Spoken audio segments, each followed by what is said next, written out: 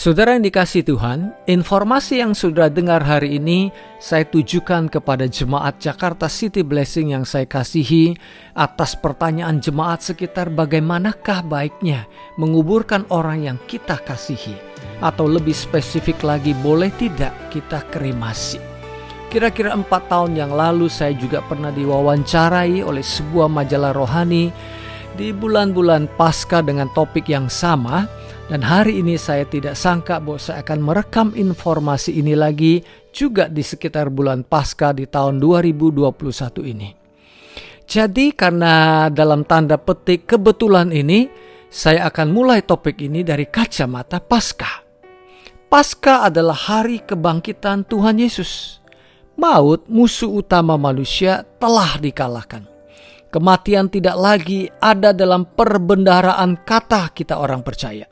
Karena kita adalah ciptaan baru, manusia baru dalam Kristus Yesus. Akibat dosa leluhur kita Adam dan Hawa, kita memang menjadi orang mati. Roh kita mati, walaupun secara fisik kita hidup. Kematian roh kita kemudian diikuti dengan kematian lainnya, seperti tubuh jasmania kita yang semakin hari semakin tua, merosot hingga akhirnya meninggal. Kecuali Tuhan Yesus sudah keburu datang untuk kedua kalinya, di mana kita tidak perlu meninggal dan tubuh jasmania kita langsung digantikan dengan tubuh kemuliaan. Mengapa tubuh jasmania kita harus ditanggalkan atau ditinggalkan? Jawabannya ada di 1 Korintus 15 ayat 50, saya ambil dari TPT Translation. Nah, saudara-saudariku, biarlah kuberitahukan kepadamu bahwa daging dan darah tidak dapat mewarisi kerajaan Allah, dan yang sedang menuju kebinasaan juga tidak dapat mewarisi apa yang tidak dapat binasa. Dari ayat di atas, mestinya kita dapat mengambil kesimpulan bahwa apa yang saat ini ada pada kita, tubuh jasmani kita adalah tubuh yang fana, terbuat dari daging dan darah, dan tidak akan ikut masuk dalam kerajaan surga. Tuhan akan memberikan kita tubuh yang baru, tubuh kemuliaan yang tidak dapat binasa dan tidak bertambah tua sebagai bagian dari kerajaan surga yang kekal. Sekali lagi, darah dan daging, apalagi debu tanah atau abu yang jauh lebih rendah derajatnya dari darah dan daging, ia tidak akan dapat masuk dalam kerajaan surga. Tetapi Tuhan telah menyediakan sesuatu yang jauh lebih mulia buat menggantikan daging dan darah kita saat ini. Ayat 51. Dengarkan, aku akan memberitahukan kepadamu satu rahasia ilahi. Tidak semua di antara kita akan mati, tetapi kita semua akan diubah. Wah, luar biasa janji Tuhan. Ayat 52.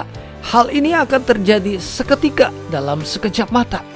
Karena ketika sangkakala yang terakhir dibunyikan, orang-orang mati akan hidup kembali. Kita akan menjadi tidak dapat binasa. Sekali lagi, kita akan menjadi tidak dapat binasa dan kita akan diubahkan. Haleluya. Ayat 53. Karena kita akan membuang dalam tanda petik pakaian fana kita dan mengenakan tubuh yang tidak dapat binasa. Apa yang fana sekarang akan ditukar dengan yang kekal. Ayat 54. Dan ketika yang fana itu mengenakan yang kekal, dan yang sekarang ini, yang dapat binasa ini, ditukar dengan yang tidak pernah dapat binasa, maka akan digenapi apa yang tertulis dalam kitab suci. Maut telah ditelan oleh kemenangan yang gemilang. Dari ayat-ayat di atas dapat kita ambil beberapa kesimpulan penting. Nomor 1, tubuh yang saudara dan saya diami saat ini adalah tubuh sementara, bukan tubuh kekal. Jadi semahal-mahalnya saudara asuransikan tubuh saudara, dia tidak akan diperbolehkan masuk ke kerajaan surga. Nomor 2, setelah tubuh kita dikuburkan atau dikremasi, harganya ya jauh semakin turun lagi. Apakah itu debu tanah atau abu, harganya pasti jauh lebih rendah dari tubuh yang masih hidup dan tetap tidak dapat masuk ke kerajaan surga. Nomor 3, kita akan membuang tubuh atau pakaian fana kita dan Tuhan akan memberikan dengan yang jauh lebih mulia. Janganlah kita sayang lagi atas apa yang telah kita buang. Kenapa kita harus ambil kembali yang fana tersebut? Apakah kita masih betah dengan tubuh yang lama kita? Nomor 4, maut, musuh utama kita, tidak akan kita kalahkan dengan tubuh jasmania kita, melainkan dengan tubuh kemuliaan langsung dari Tuhan. Nomor 5, Tuhan Yesus akan melakukan divine exchange, pertukaran ilahi atas tubuh jasmania kita dengan tubuh kemuliaan. Ya, pertukaran ilahi. Sekali lagi, pertukaran ilahi, bukan tambal sulam ilahi. Jadi walaupun orang percaya meninggal dengan cara apapun, meninggal tanpa merasa sakit, atau meninggal dengan sakit keras yang merusak seluruh organ tubuh, meninggal dan dikuburkan, meninggal dikremasi, atau tidak memiliki apa-apa, jasadnya tidak ditemukan lagi karena hilang di lautan atau terbakar habis karena ledakan pesawat. Mereka tetap akan mendapatkan tubuh kemuliaan pada saat Tuhan Yesus membangkitkan mereka dari antara orang mati. Nomor 6. Ingat perkataan saya tadi, pertukaran ilahi, bukan tambal sulam ilahi. Tubuh kemuliaan saudara dan saya adalah tubuh yang sama sekali baru dan kekal, dan tidak memiliki satupun unsur tubuh jasmani fana kita sekarang, apakah debu ataukah abu. 7. Kalau masih ada sisa-sisa tubuh fana kita yang dibawa ke surga, nanti jadi repot. Karena kita akan hidup selama-lamanya dengan salah satu anggota tubuh yang terbatas alias fana. Jangan mau.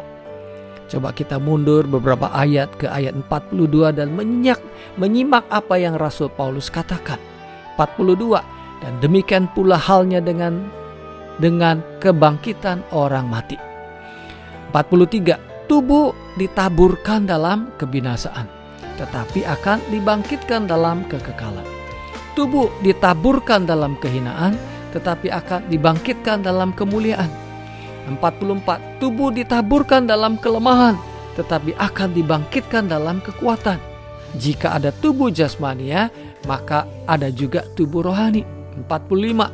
Karena tertulis demikian, manusia yang pertama Adam menjadi makhluk yang hidup, tetapi Adam yang terakhir menjadi roh yang memberi hidup.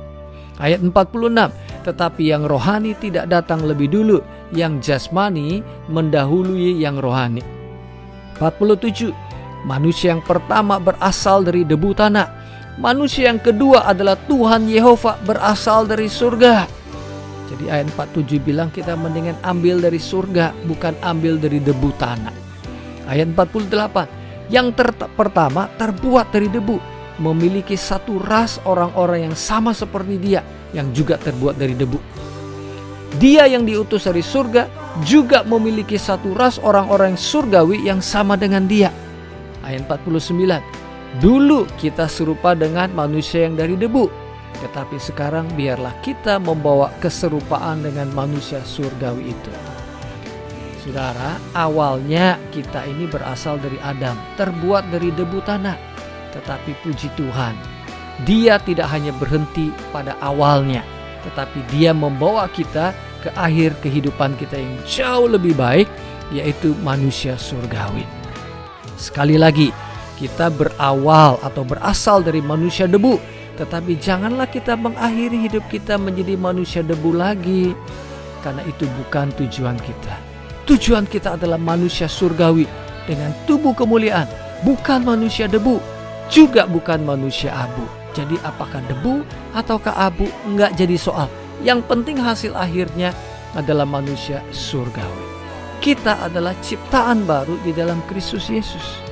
Jadi saudara yang dikasih Tuhan, biarlah kita mengambil keputusan dengan melihat tujuan akhir hidup kita. Jangan terpana dengan cara bagaimana kita menguburkan atau kremasi orang yang kita kasihi. Bagi saudara yang merasa lebih terhormat untuk menguburkan kekasih saudara, silakan kubur mereka dengan baik. Bagi saudara yang tidak ada masalah dengan kremasi, jangan izinkan orang lain menghakimi saudara. Jangan juga saudara memaksakan harus mengubur kekasih dengan pinjaman uang sehingga menjadi beban hidup saudara yang tidak perlu. Lakukanlah dengan keyakinan saudara. Kembali ke ayat 49. Dulu kita serupa dengan manusia yang dari debu, tetapi sekarang biarlah kita membawa keserupaan dengan manusia surgawi itu. Jadi, jangan kita ingat yang dulu, manusia debu. Lebih baik kita hidup di zaman sekarang dan masa depan sebagai manusia surgawi.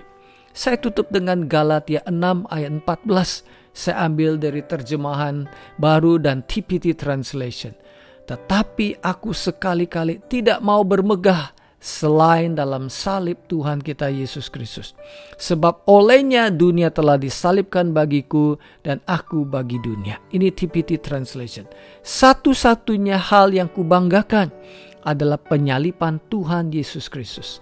Di dalam Dia aku sudah disalibkan dari dimensi jasmani ini. Dan bagiku dimensi jasmani ini sudah mati dan tidak lagi menguasai hidupku. Biarlah fokus kita adalah Sang pribadi Kristus Yesus itu sendiri yang telah sangat amat mengasihi kita. Damai sejahtera Tuhan Yesus menyertai kita semua. Amin.